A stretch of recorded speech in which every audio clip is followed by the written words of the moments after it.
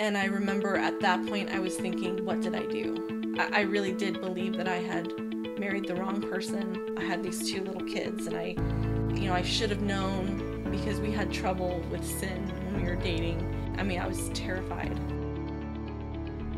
Welcome to Voices of Deconversion. We share the inspirational stories of deconversion told by former Christians who are now atheist or agnostic. Our stories remind us we're in it together. They encourage us as we discover who we are and help us to embrace who we become. Welcome back for episode 21. This is part 2 of my conversation with my wife, Chrissy. In part 1, Chrissy discussed some of the difficulties she experienced as a child and a young girl. She experienced sexual harassment and felt very vulnerable and lonely at times. Her experiences led her to trust God even more, to the point where she was willing to not use birth control and trust God in family planning. And that's where we pick up the story. Chrissy and I are just about to get married, and we've decided to not use birth control.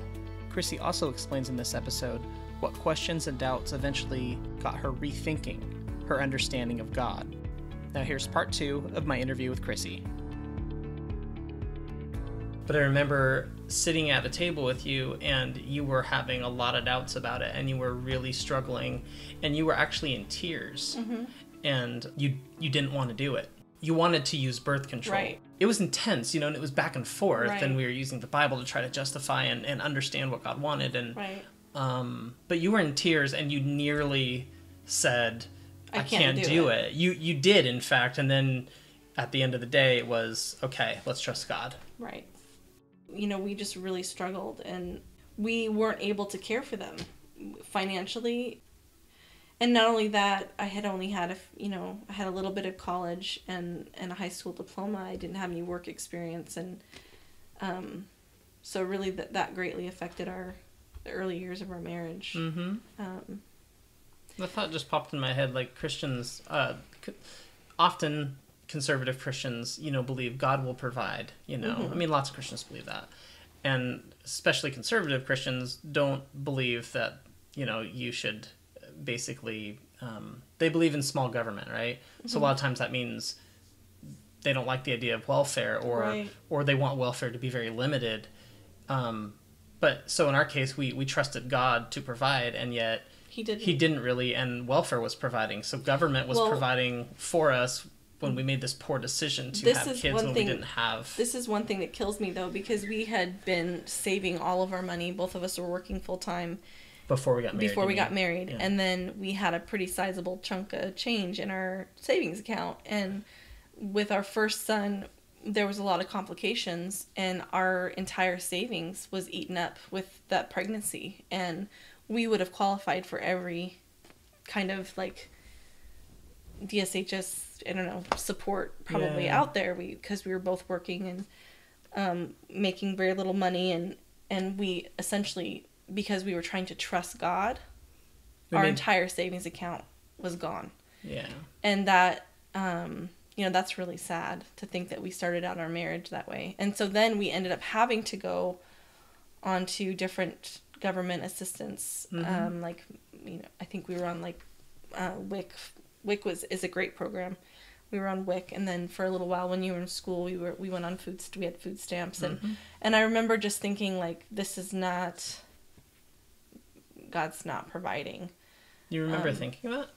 Well, when we started, I just remember feeling really, really crappy and horrible. Embarrassed that I had to use this card that was food stamp card. Yeah. Right. Well, and then we had just started having kids. I mean, this is our first child, and we're already at this point where we have no money. And then with our second son came along, it was so soon after. It was 16 months apart, and I remember just thinking, I can't do this again. I can't get pregnant again right away after our second son was born. Yeah. I can't. And then if people listen to your episode, you know that we had, you were going to school full time, you were working full time, we had one car, we were living in not a very safe area, so it was just me and these two babies trapped in a house. Yeah, and it was horrible, and it was miserable for all of us. We're all miserable, and I had one kiddo sleeping during the day and the other one sleeping at night, and one of them was awake at all times, and I just remember I wasn't sleeping. You were gone all the time. Mm-hmm. And then I was essentially gone from dusk till dawn. I Right. mean, like getting up before the sun rose, getting up at like 5 a.m. to go to work or school, and then go to the other after that. If I went to work in the morning and go to school at night, or vice versa, and then getting home at 10 o'clock at night. Right. And so, for those of you who don't know, Stephen was going to Bible school. This is where you started going to. Right. So not only we're trusting God, but we're trying to serve God, like use our life to serve God, right, like in the ministry. Yeah. So that's when I started to really question whether or not, just having endless babies was really. I started to wonder if we had missed something, and I think what really I started thinking is children are a gift, and we can't care for the gifts that we have properly. They're not being cared for properly, and we're not able to provide for them. Yeah. And so for me, that made me really seriously start questioning what our decision to not use birth control. And was that the reason you think that we started to, for you, for me, that the reason that you started to use birth control? Okay. Yeah, for me it was. Yeah. Okay, so then we put the brakes on. Yes. And we're still at this stressful time in our life where, 2 young babies, 2 little kids within, less than a year and a half apart. Mm-hmm. And I'm going to school and work. And then what? Then so this is where I think where doubts start coming in for you. We decided to move on campus, and you were learning a lot about the Bible. And we came from a fundamentalist background, and you were going to more of a liberal, I guess, progressive Lutheran school. And yeah, and at that point, like, this is your story, so no, I'm trying okay. not to interrupt no, too it's much. Important, but I had no idea about like that there were even like liberal denominations. Like I didn't even right. know that. Like yeah. I went to a Lutheran school. I don't know if I would have if I knew it was liberal. Right. Like I was just a Christian. Yeah. I thought. And that was the closest school, and it was. Yeah, it was local, so I thought, okay, cool, I can get a biblical studies degree here. So yeah. So anyway, going to a liberal school. So anyway. Liberal Christian school. You started learning things about the Bible, and you'd come home and you'd talk about how this story may have been figurative, and how it. You just were talking about how words meant something different in the Greek, and or in Hebrew, and how you'd come home and you would just be questioning that the Bible was infallible, and. Coming from a really fundamentalist background, and what's important to note too is my faith wasn't rooted in the Bible. My faith was rooted in my personal experience. My faith was rooted in that childhood trauma, needing that support.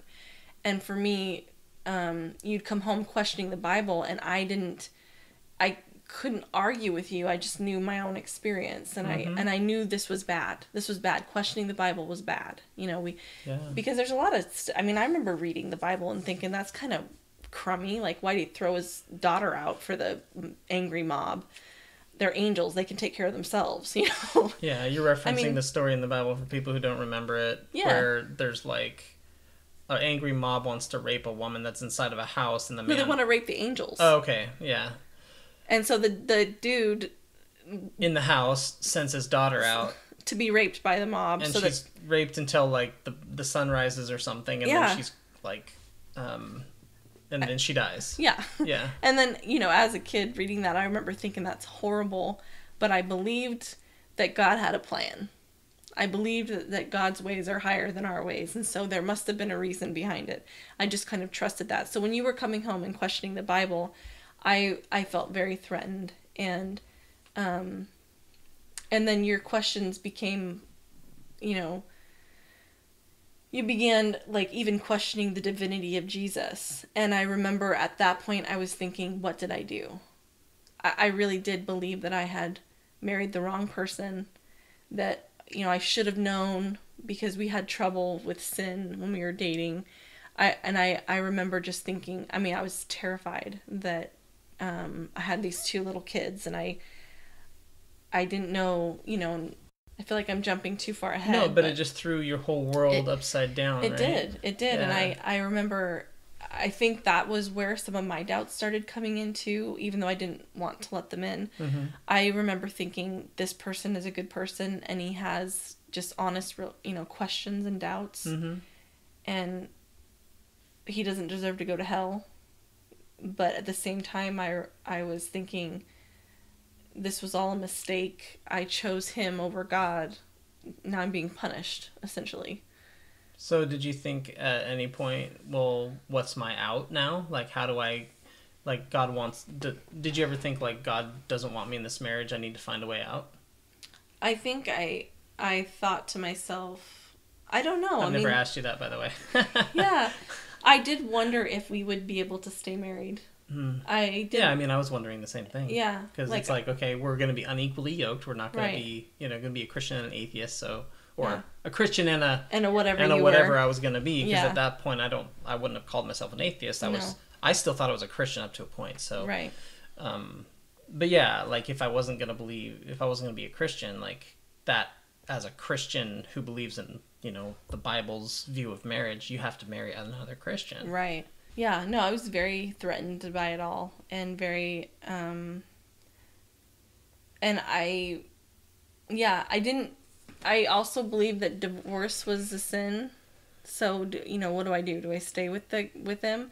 There was another part of me that was more hopeful, thinking he's going to go through this really hard trial of doubt, and he's going to come out of it a much better Christian in the end, and he's going to be able to save the masses with his wonderful sermons. I had, that kind of thinking as well. But I mean, as the further and further along you went, the more and more I was pretty convinced that was not going to happen. It was almost like you were learning too much to go back. I mean, my faith was not shaken by it. I was just like, what in the hell am I going to do? But, and you never really got to a point where you were like, okay, I need to figure something out. You were just kind of lost in the craziness of that time. Well, and the other difficult thing that I think is important to explain is, like I said, I had no job experience. I had barely had a high school diploma with a couple college classes. I couldn't support my children.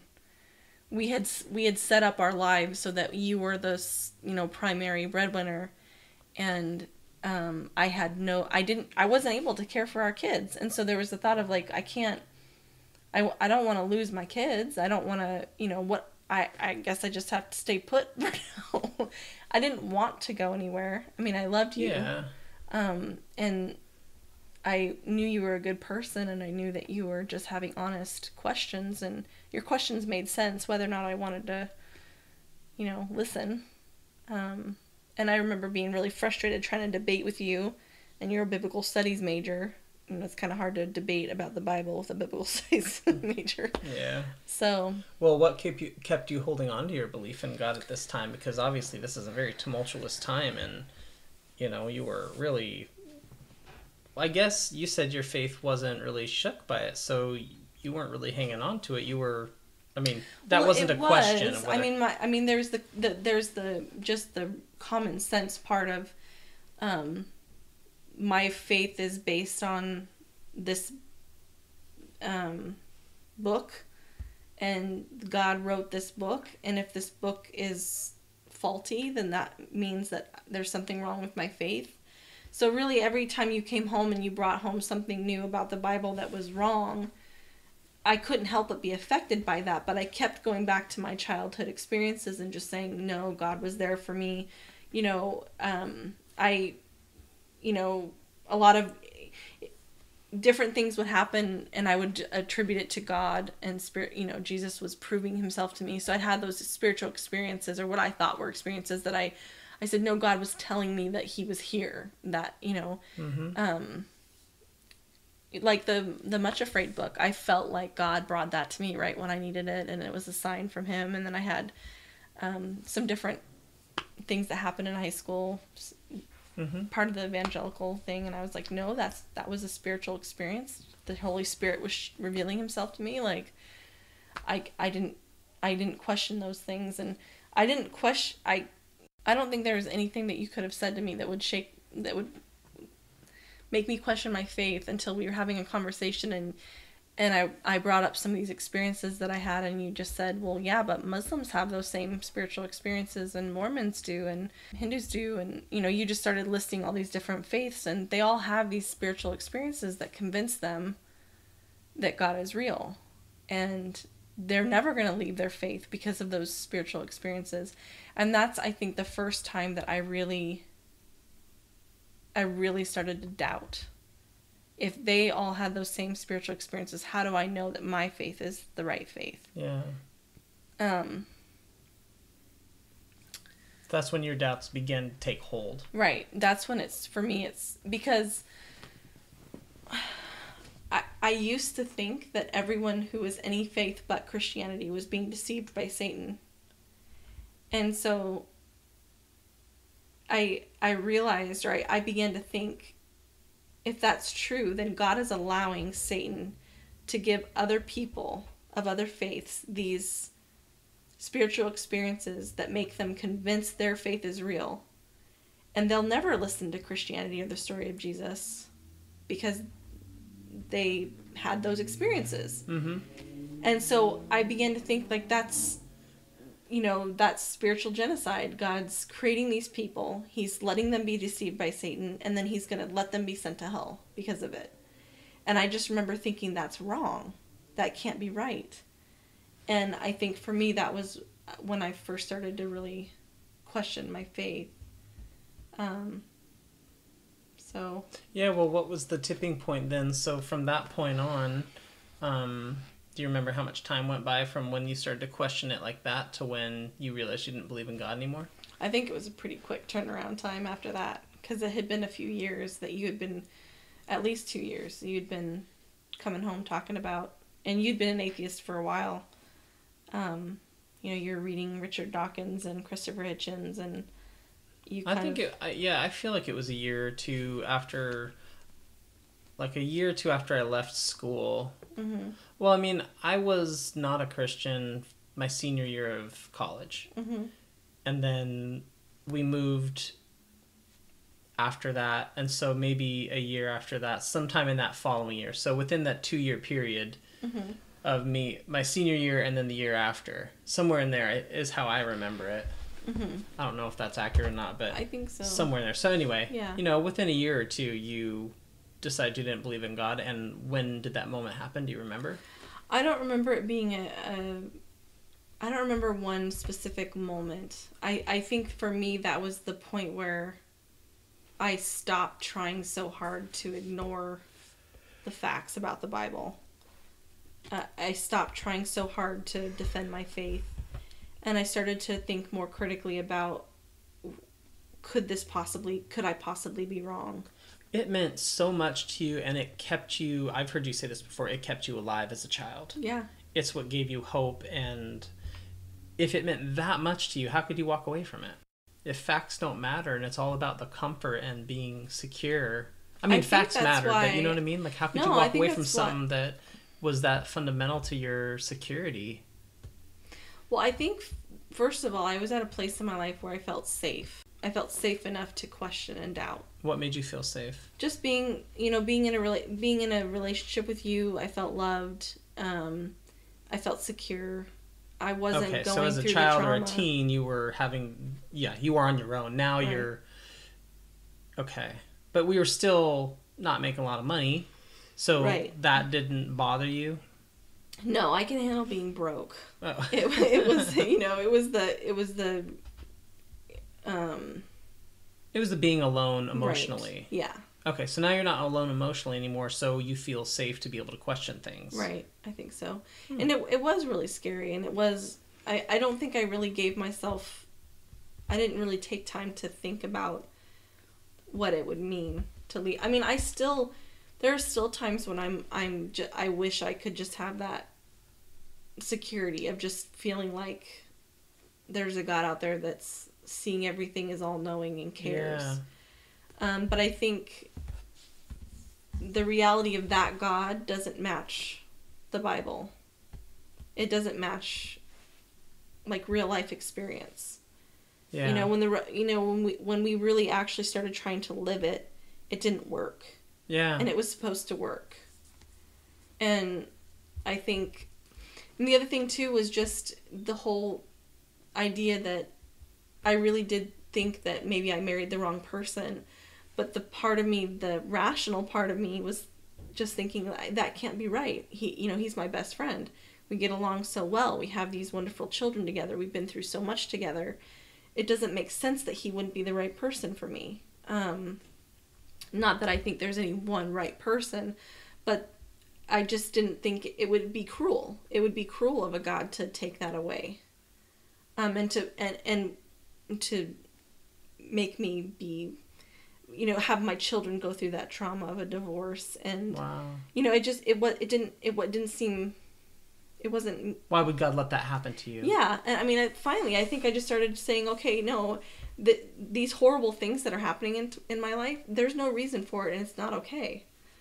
And so I just didn't, I guess if that was my choice, it made me really question.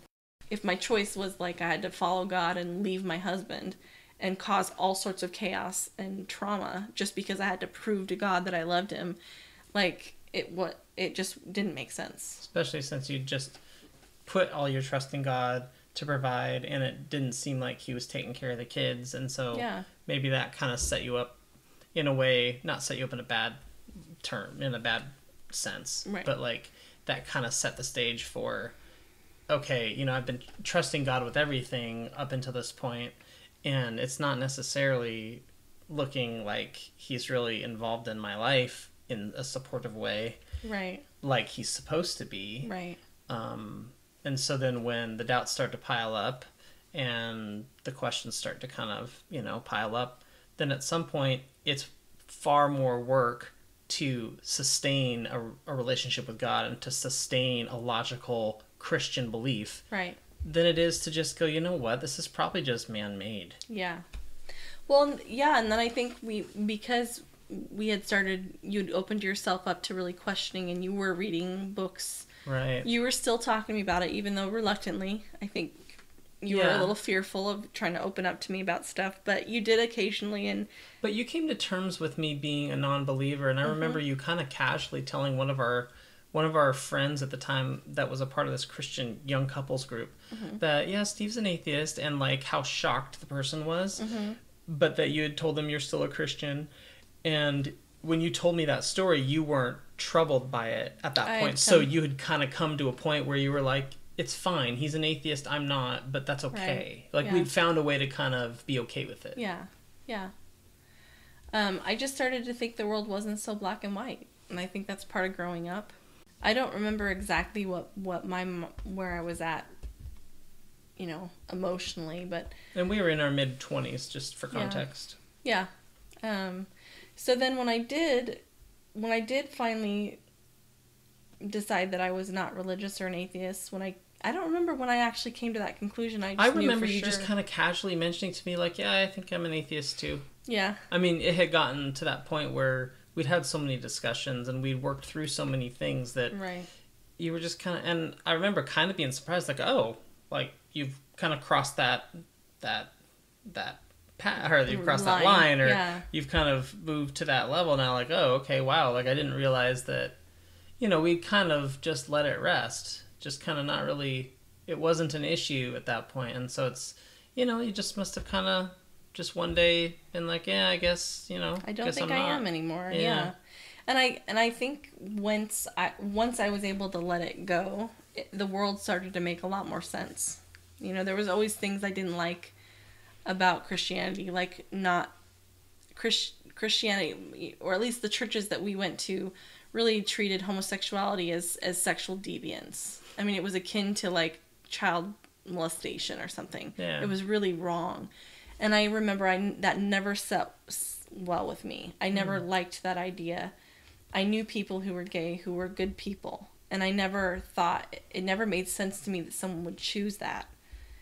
And so that was something that really, it freed me up to think differently. And then our politics, we were so conservative, and just being able to think about that differently. And then I went back to school and I started learning about geology and fossil record. And I mean, all these things that I never allowed myself to even think about. It was so exciting to learn. And yeah. Yeah, that's cool. When you think about, that kind of scared little girl who was really depressed and felt so alone, and had these traumatic experiences with family, but you had bad experiences with some of your peers growing up, significantly bad experiences, sexual harassment and things that are really confusing for an adolescent to go through, not to mention the difficult home life and just the stress and all that. So when you think about that little girl and, just the complete trust she had to place in God, and then developing into this person who really just knew, I need to trust God with everything.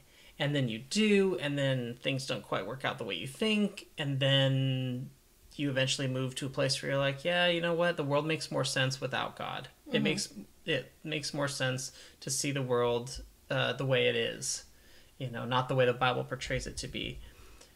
And then to today, to the person you are today. So when you think about that entire time, what about you stayed the same through that entire time? Well, I think I've always been a very compassionate person, a very empathetic person, and I've always really cared about social justice. I mean, ever since I was really little, I remember being just fascinated by Sojourner Truth and Martin Luther King and Gandhi, or different civil rights Icons, leaders, icons, and I remember just always caring a lot about things being fair and people being treated fairly, and that stuck with me. And now I'm a social worker. I went to school to get my degree in social welfare, and I think that's always stayed the same.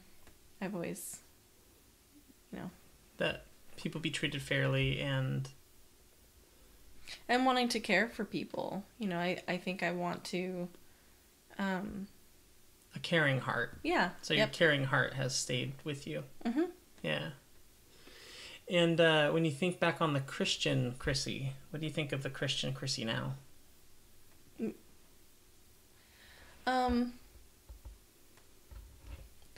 I think I just was doing the best with what I had. I think that I'm grateful that I had something. And I think that's important. I guess that's partly what I want to share with people is sometimes people hold on to their religious beliefs not because it makes sense at all, but because of their own personal experiences. Mm-hmm. And I think I don't feel bad at all about using my faith to keep me sane. And if I had to do it again, I definitely would want myself to have that same crutch, I guess. And I think that I'm a strong person for getting through it. I think I'm a strong person for, and then I think I'm a strong person for being able to really eventually look at my faith critically and being willing to give that up. Yeah, especially considering your background, mm-hmm. that would be, for some people, it would be life-ending or it would be devastating. Mm-hmm. So it says a lot about your strength as a person to be able to in spite of the cost to you mm-hmm. as a mother and a wife and a Christian, despite that cost, that you were willing to do what you thought was the right thing to do and mm-hmm. follow that where it led. I saw something the other day. Someone has on one of their Twitter feeds. It says, I didn't need evidence to become a Christian, and I don't need evidence to not be a Christian. For me, that was true. I mean... Yeah, I mean, how many of us ever were like, okay, let me consider all the facts here, and I'm just going to line up all the religions and all the facts about the religions, and I'm going to decide which one makes the most sense.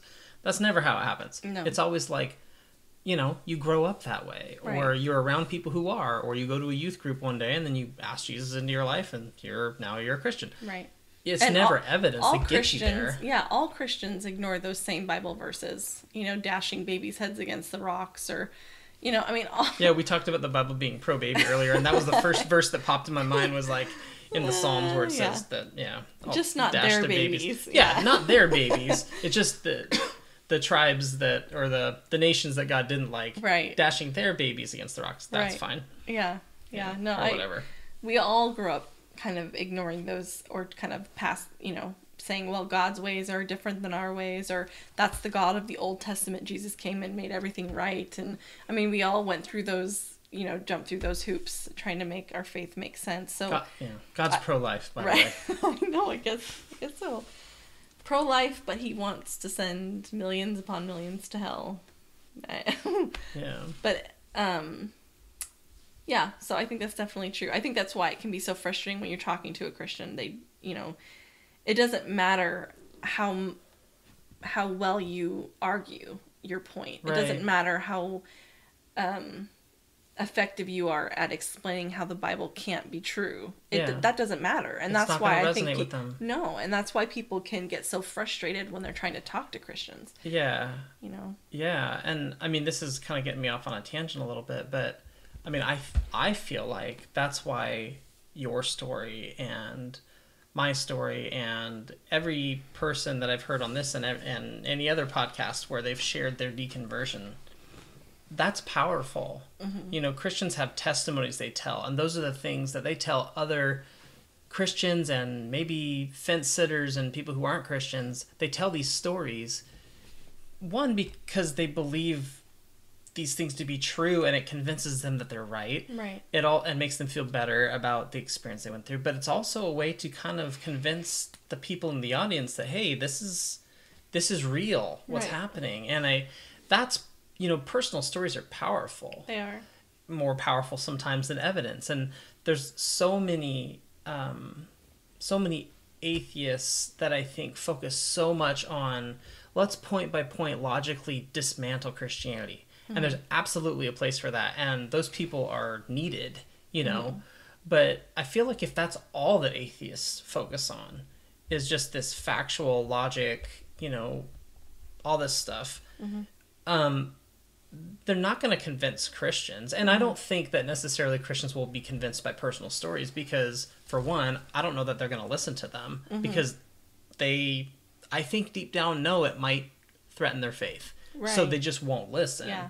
But I think what I'm saying is there's a place for, an important place, I think, for people to tell these stories because they matter and they will make a difference. And there are people who will listen, who won't be swayed by the logical arguments and the debates and all the point by point, bullet point facts, but they'll be persuaded by someone's story. Yeah, and this is a side note as well, but I like watching Christian atheist debates.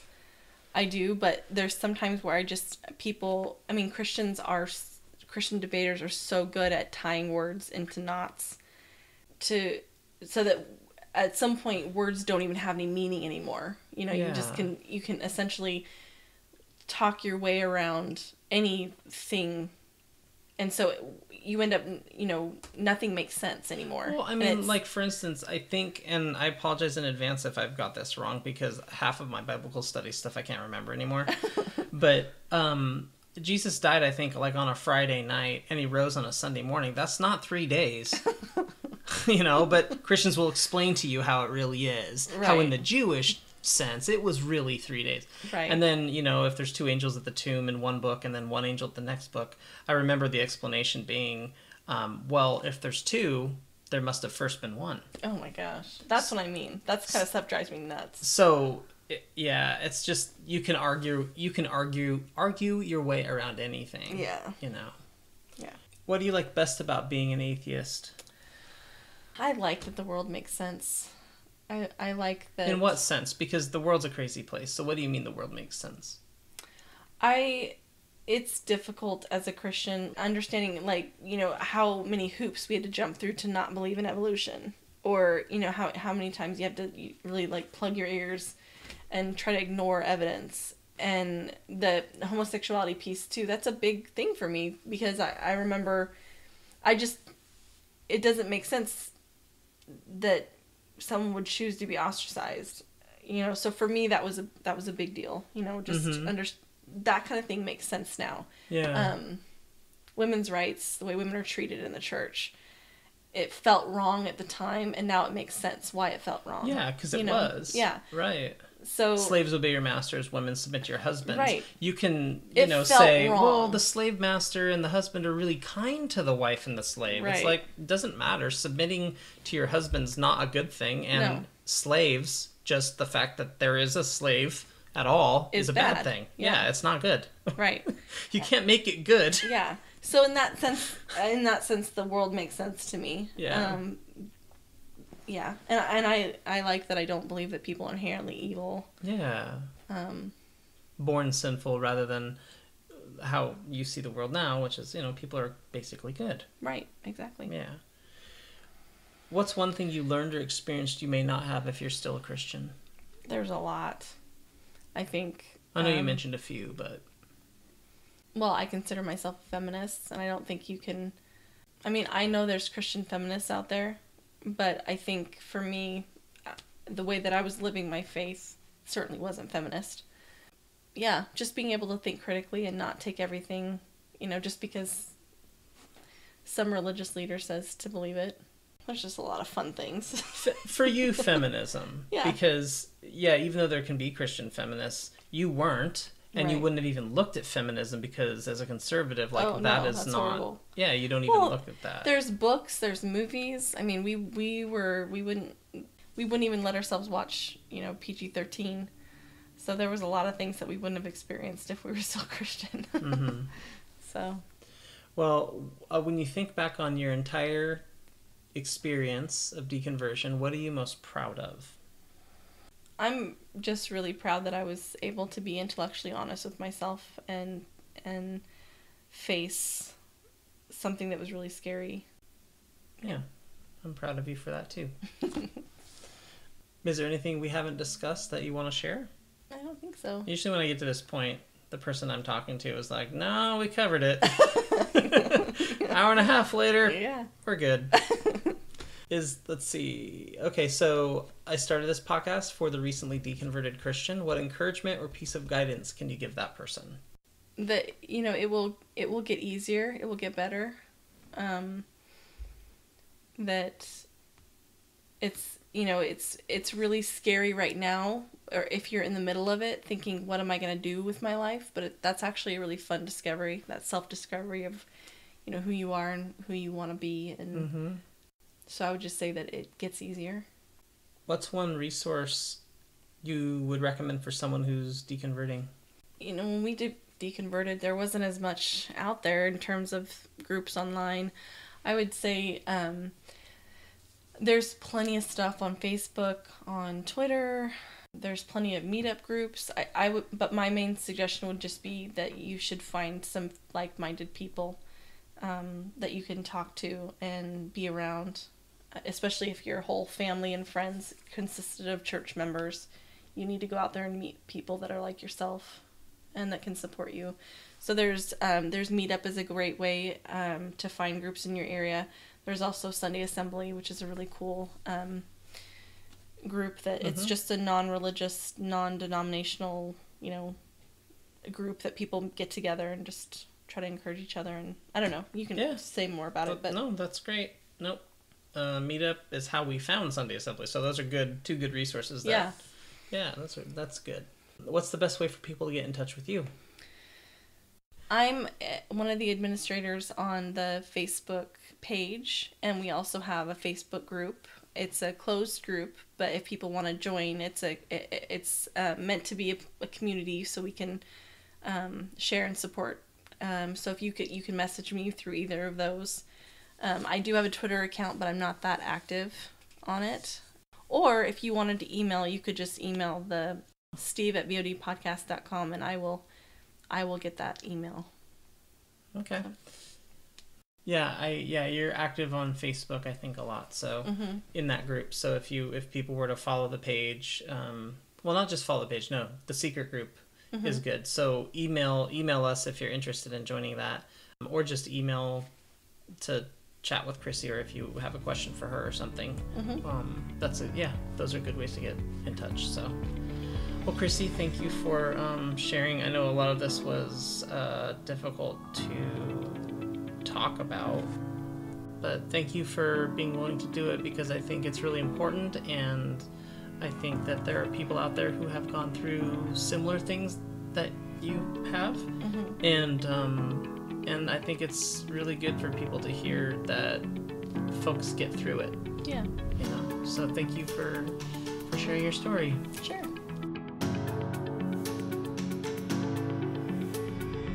Thanks for listening to Voices of Deconversion.